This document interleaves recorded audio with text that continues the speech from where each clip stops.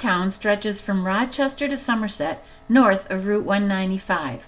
It holds a population of 9,200 people on 38 square miles of land. Hi, we're here with Caleb, I got it, and Jay. That's right. At the Profile Tavern. And one of you tell me, when did you open? We opened in May of 2022 and have been open since then. And had you two worked together before? A long time ago, probably 10 years ago, I worked for Jay at another place just as a bartender. So have you been in restaurant business for your whole life? I've been in the restaurant business since 2009 when we opened up the Rose Alley Ale House in New Bedford. And since then, my partners and I have opened approximately 10 locations throughout Massachusetts. Really? Different concepts or similar concepts to Rose Alley. And like Caleb said, not too long ago we decided to purchase this restaurant, which was previously Nephew's, and reconcept it as the Profile Tavern. And we've been busy and happy and connecting to the community ever since. What's your specialties? We just got a new chef about 2 months ago. I'm pretty new here. I've only been here just over a month. Oh my Right goodness. now, I think, we're looking at doing a lot of home style, kind of comfort foods, elevated tavern fare. Going forward, I think that's what this community in this area wants the most. We do a lot of steaks and sandwiches. Our wings and tenders sell big. Steak tips are huge. Macaroni and cheese, we do a baked mac and cheese, traditional. We do it with buffalo chicken tenders in it, tangy gold chicken tenders in it. We do it with barbecue chicken tenders in it. Any way you like it. We run specials every week. So our specials change for lunch and dinner every Monday and run for the entire week. We're known for our prime rib weekends. We do prime rib Friday, Saturday, and Sunday all day. So there's no wait. You can come in at any point in time Friday afternoon and get prime rib. We do have an extensive beer menu. Right now we have 24 different beers on draft. Oh, wow. We like to keep at least 3/4 of that craft selections. And recently I've been ordering a lot of local brews. So local breweries and So which ones Things do you close. use close by? close by. Or breweries in general? Which breweries close by? We use Stellwagen. We use them a lot. Knockabout. We use around New England. We use Maine Brewing Company a lot. We use Burlington Brewing Company. We use. It's pretty much if you have a local brewery that will distribute to a restaurant or bar, we'll use you. Cool. We'll sell your product and try to push it for you. And I would be remiss if I didn't mention the fact that we're sending one of our line cooks to Missouri this weekend to pick up a custom-made barbecue smoker. He's going to be driving it back on a flatbed truck, setting it up outside, and in the very short or near future, we're going to be diving into barbecue. So, and that will service this restaurant. That will make yes. Yeah, this restaurant as well as we think the Rose Alley Ale House. That's something that we're really excited about. We're in the beginning stages of building a large, outdoor deck. And converting an old, I think Volkswagen van into a bar. So we're doing some really fun, funky things. Caleb's starting to do whiskey flights. That's something that we're working on is expanding from the craft beer selection into a really good whiskey and tequila selection. We do promotions with breweries and distilleries, and we really love being in Freetown. We love the community. We love how it's sort of an outdoors town. So we get folks that are coming from youth-based sports, hunting, fishing, activities on Long Pond, and it's really like it's a really family-oriented neighborhood, and we love operating here. For us, one of the most important things is family and community, and the local clientele and people. We are right off the highway. That's Route very good. 140. We are exit 10. Very, very easy to get to if you're traveling from the South Coast or New Bedford to Taunton or Boston. You know, this is sort of an easy place to stop off and have lunch or dinner. And when we have barbecue, we think we're going to be a destination for people to come to. And we're centrally located between New Bedford, Taunton, Fall River, and then points to the east. Sunday through Wednesday, we're open 11:30 to 9. Thursday, Friday, Saturday, we're open 11:30 to 10. Those hours could be changing soon, and our bar can be open as late as we need it to be. So, I mean, within reasonable hours for Massachusetts. So if people are here and having a good time, then we'll stay open for you. Great. Well, it's nice meeting both of you. Nice meeting you as well. Pleasure meeting Thank you. Thank you, Marcia. Thank you, Beth. Well, I am here with pistachio-crusted salmon with spinach, onion rings, mushrooms. I'm in my glory. It smells delicious too. Yes.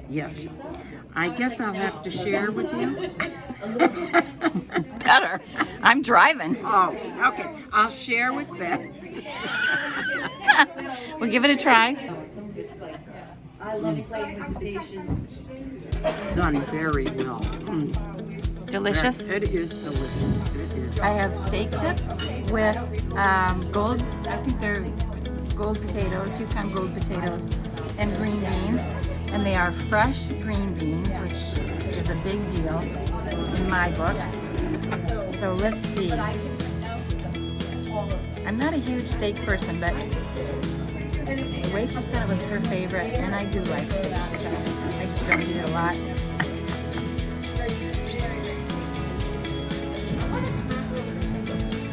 Very, very tasty and juicy. You gotta try this restaurant. It's really good. We're with Jennifer Durant, and her family owns the Gurney Sawmill. And we're going to get a tour of your facility today? Yeah, we'll do a quick one where it's all snowy and slippery. We'll be careful. Okay. We're 6 generations. We were formed in 1870. So Wow. it's pretty unique. Yes. Wow. We happen to have somebody unloading logs right now, one of our suppliers, Okay. which is kind of a neat perspective. So where does your lumber come from? All of the logs are sourced locally, most of which is within 30 miles of here. All of it Oh. is pretty much delivered to the yard. Okay. There's still a lot of privately owned forest land in Massachusetts, and that's the bulk of where we get our material from. It's a very tough industry to be in, so there used to be several in the area, and now there's just a handful. So there's another one in Carver. There's a couple of small portable mills around, but we're the largest in the area. Garrett is owner and operator of Northeast Trucking, and he does quite a bit of logging and land clearing. There is a difference. And he's unloading the logs, and you'll see that he's turning them a certain way. That's so that we can scale them. We tally the logs. We pay them what we feel we're going to be able to get out of it.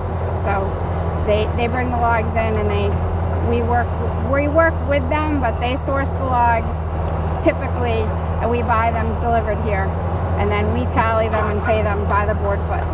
Okay. And then Matt was just in the loader. He came up to grab some more logs for the sawmill, which we'll go see, but I'm not going to make you walk through the mud.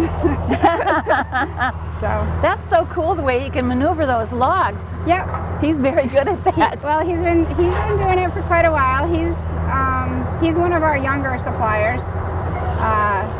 He's probably one of the youngest, and then our oldest supplier is 90 years old, and he still comes in pretty much once a week. Wow. And delivers a load of logs. So That's amazing. it is.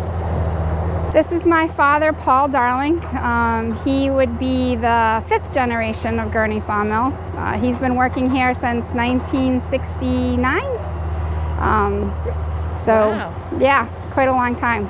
So you're 6th generation. Yep, and my daughter will hopefully eventually be 7th. 7th. Yes. Is she interested in it? She is. She's going to school UMass Amherst right now for business management with a minor in forestry. So That is awesome. yeah, Excellent. we'll see what happens. So So you got started because your whole family was in it, and that you just took over from your family, and this is Pretty all you've much. ever done? Pretty much. We ended up ultimately buying the place from my grandfather in 1993. Oh, wow. So do you have to know every aspect of this business then? Like how to do all of this? It certainly helps. Yes, and most. And fix it. Yes. So my brother, who you'll meet when we go to the sawmill, we all have a little bit of a hand in all of it. We can all. There's nothing here that we ask our help to do that we haven't done ourselves at one point or another. They Excellent. started when they were just little. I bet. Yeah. Yeah, my brother, we used to help after school and things like that. So I got pictures of them 5 years old driving a bulldozer. I'd like to see that. Who is your customer? Who are your customers? we have a broad range of customers. The bulk of our customers are retail customers, homeowners. That's okay. As far as number of customers, we have a bunch of homeowners. And then we do a little bit of work with contractors. We do a lot of wholesale accounts. We work with other lumber yards. Our biggest thing lately is cribbing, dunnage, blocking. You know the boat blocks that go under the keel of the boat? I'll show you some over there. We make tens of thousands of those a year. For when they haul the boats out. They get shipped all up and down the East Coast. So that's kind of a big thing for us. We do sheds and barns and fences and an occasional house or two. There's a lot of planning that's involved if you're going to go that far.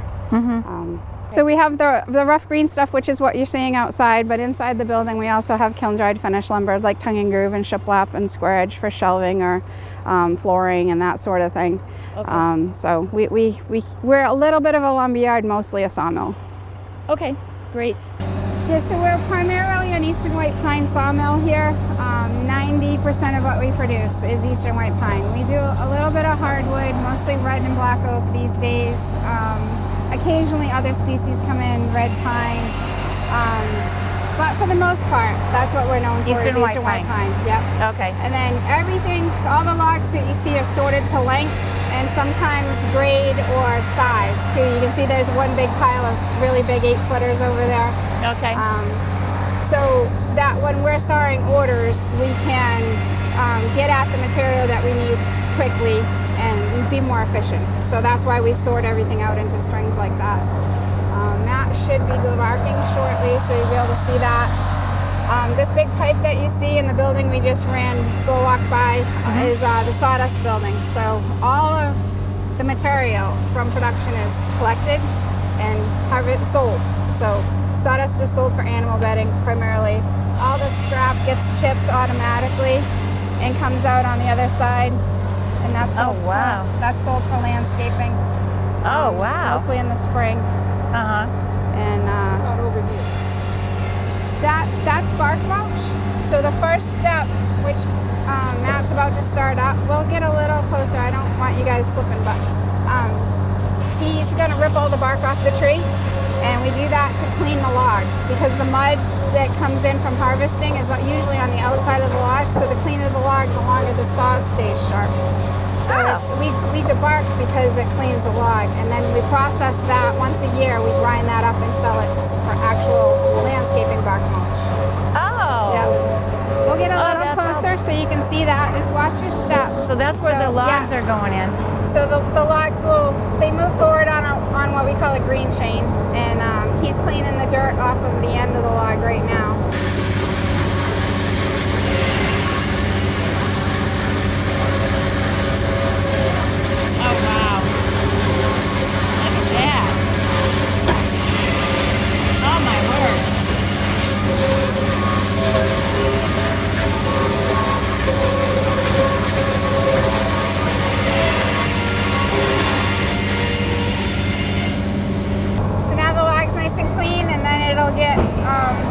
Move forward a little more, and then it'll feed up to the mill.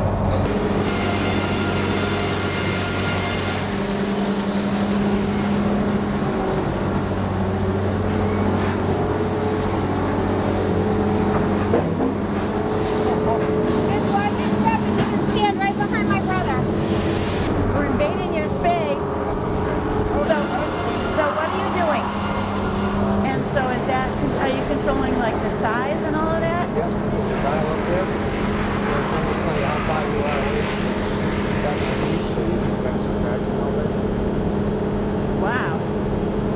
That's a lot of work. Okay, so this log, here it goes. Oh, here it goes.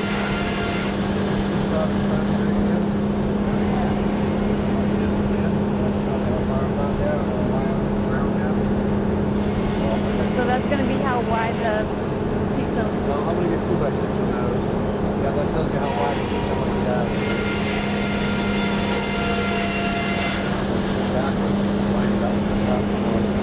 My goodness gracious. Oh, you just flipped it over? Yep.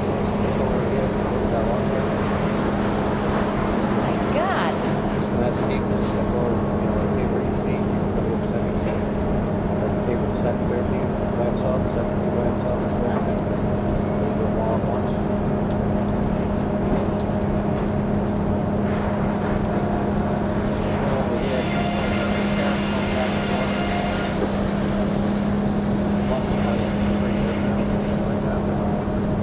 My God. Laser there to kind of guide you over the saw blade. Okay, yep.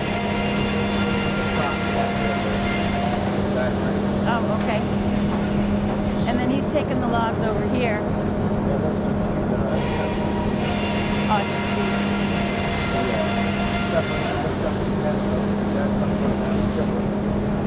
Okay. Oh, so you turn, oh my God. You're getting off 4 sides. Every log is different. So you get different sizes. You kind of got to tell them the Well, you can. I don't know if I could. video game and all that. Oh, okay. Kids should be able to do it, right? Yeah.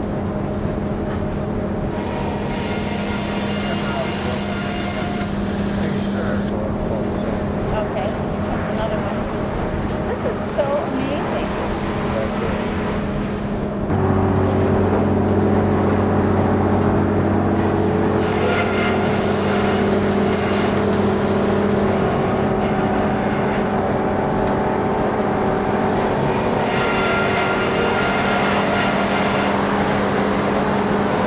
Isn't that cool?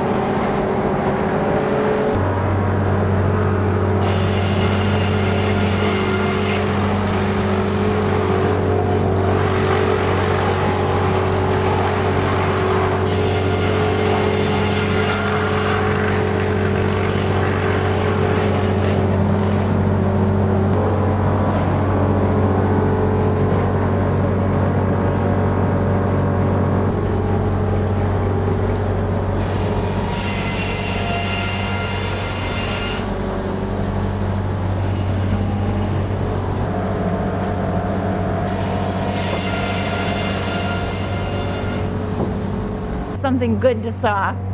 I like doing post and beam houses, Okay. barns, something Yeah. to take some brain power. You know, if you got a saw 200 2x4s, anybody can do that. I could have you doing that in 10 minutes. I don't know about that, Well, I know she could. She could run the camera. but yeah. We're definitely amateurs. But saw a piece of lumber that's going to stay straight and is good for the job. It takes a little bit of thinking, a little bit of planing. Yeah. So that's kind of stuff I like. So if you're doing that kind, is the white pine still good for that, or do you use Oh, yeah. something else? Okay. My favorite job is going to somebody's woodlot and picking out the right trees for the job, and then going in, cutting the trees down, bringing them in, sawing out the lumber, and then they build a house Or barn, yeah. or a barn Awesome. or whatever. Yeah. That's fun stuff for me. Yeah. You know. Yeah. That's like seeing the whole process through to completion and finish, seeing yes. the beautiful Yeah. finish. That's Yeah. awesome. When it comes down to sawing the 200 2x4s, I'm retired. See you later. I just Now- want, so there's a lot of different aspects to it, Yeah. but we've always wanted to protect the resource, because what good is having 7 generations if it's not going to be there for the 9th and 10th? That's right. So- That's right. So these are what take the rough lumber and make it smooth. That's a single surface planer. Dad's walking by right now on the left. And then this is a three-sided planer here. And then this is our old workhorse. They all are actually, but this is a four-sided planer. It's quite a bit older than I am. It's very finicky and temperamental, but it does the job. Does the job well. Both of our planers have served us well for many decades. 1954. Really? Well, I was going to ask, so the process that you have here, is that like a modern process? Or, I mean, is it similar to how they've always done sawmills, or? Yeah, similar. That carriage that he's running, I bought brand new in 1997. That's all computerized. Yeah, okay. It has computer presets, and it's hydraulic and electrically operated. You know, back in the day, they used to Everything use, was Armstrong right. back then, you know. So Yeah. we have equipment that helps the process, but the overall general process is still exactly the same. It's just now you have more automation and more equipment that helps with the bowl work Right. a little bit. Right. Yeah. Okay. Every time, well, I don't know if Jennifer told you, but the sawmill used to be over there in that other building. Okay. And in '69, when I started working here, I saw it over there from my father-in-law, and everything was Armstrong. One log at a time, you rolled it, everything, it fell off the saw, you had to pick it up and move it. No belts, no nothing. And every time I put something in new, it was always to make the job easier.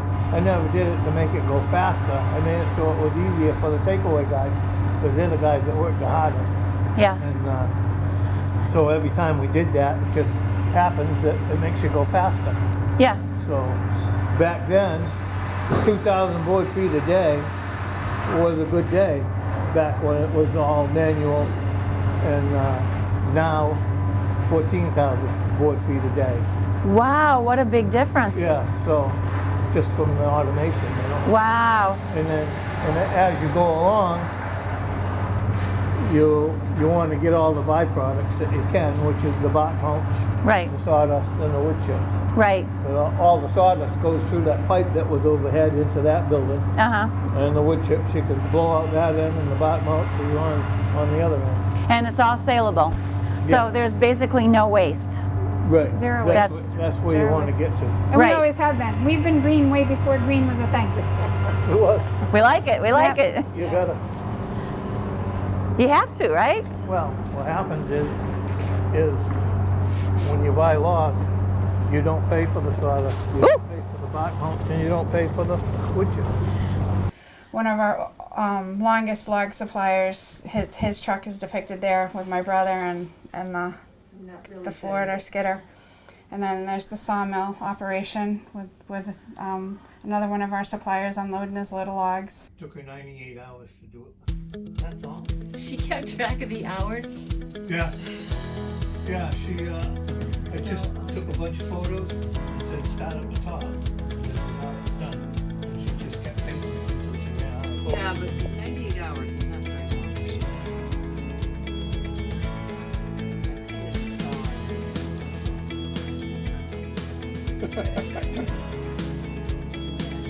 One little saw. Wow. I love it. I'm here with Rob and Eileen where am I? Earth's Hidden Treasures. Okay. And the Hidden Treasures has been open how long? It'll be 5 years this coming May. 5 years. You even survived COVID. Which We is, did. We had to close for it, but we You survived. survived. Yeah. And tell me a few things that you have here. Not all your merchandise, but tell me some of the things that what kind of programs you have here. Well, we have services. We have yoga 3 nights a week, or 3 days a week, I should say. 2 nights and Saturday mornings. We have salt therapy. We have a salt chamber here Oh, cool. for what they call halotherapy. Yeah, Halotherapy. I've done that. We have that. We have aura readings, which Eileen does. Wow. That's pretty much as far as the services go. We have occasional sound healing. We have a medium comes in, rolling calm to us. out of Connecticut. He's What's his name? Roland Comtois. Okay. He comes out of Connecticut. We have him twice a year. We have periodic sound healing. Tell me a little about your sound healing. It's Sonic Field is the name of the guys we have. Two local guys, one from Warren, Rhode Island, one from Rehoboth, Mass. And it's a Native American vibe, drumming, chanting, that type of thing. We have that maybe 4 times a year because they're very busy. We can't get them all the time. And you have singing bowls, I believe? They do as well. Yeah, Yes. they do. So singing bowls. Yeah. Flutes. Drums, flutes, snare drum, all the sound healing, traditional sound healing that they have. But the vibe is a little Native American. So we have that a few times a year. That works out very well for us. Well, it sounds like you have a lot of different activities throughout the year. Some just a couple, and the yoga's 3 times a week. And I guess you do your, let's see, what other things do you have? Well, the aura readings are by appointment only. That's what you do. You do the aura readings when people want to. Didn't I see some stones, amethyst, and we have a lot of stones. We have we deal in polished stones, which are tumble stones, what they're called, and raw stones as well. Raw stones being the more potent of the two. You saw our amethyst display. We have calcite there. We have citrine there. Same type of display. We do, salt land, Himalayan salt lands.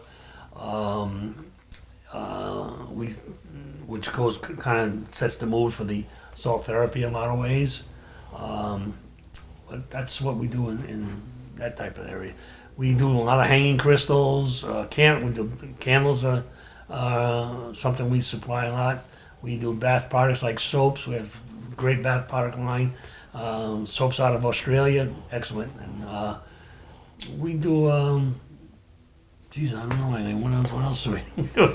Well, you have a lot. I think it would be for people that if you haven't gotten involved or anything in this, to come in and see the wonderful display they have of different things. Yeah, we have. When people come in, we have the luxury of room. Yep. A lot of places that deal in metaphysical stuff like we do, it's small. That's cramped. The elbows to the side because you can't go like this. We have the luxury of room. We joke sometimes. We have panoramic windows to whatever Freetown offers, and we like to say we keep the drama on the other side of the windows. When you come in, drama's there outside. You go. Because if we want drama, we just need to open the door, and you don't have to look for it; it'll find you. Peace in here. Peace. Peace. Right, exactly. That's Some good. come in and just walk around and don't want to leave. That's Yeah. And So you're welcome to do that. that's very nice. We have a lot of our clientele is from 15 to 75. That's wonderful. We have a lot of young people, a lot of students come in. We have a lot of older people, a very wide range of clients. Men and women, by the way. It's not just a women's deal. It's men and women. I hear they have a male that works here. One of our yoga instructors are. No, I'm talking about you. Oh, you mean me? Oh, my God. Oh, you know what? I'm trying to sink into the background. Well, you know what? I used to be a construction superintendent. So before I started working here with Eileen, it was like, well, what do you do? Well, I babysit grown men all day. So I came in here. I didn't know a world like this existed. Well, listen, thank you very much. I don't think you left anything out. If you did, speak up. Yeah, no. Okay, well, we really appreciate it. Well, thank you. And We you've got appreciate you coming in. a nice store. Thank you very much.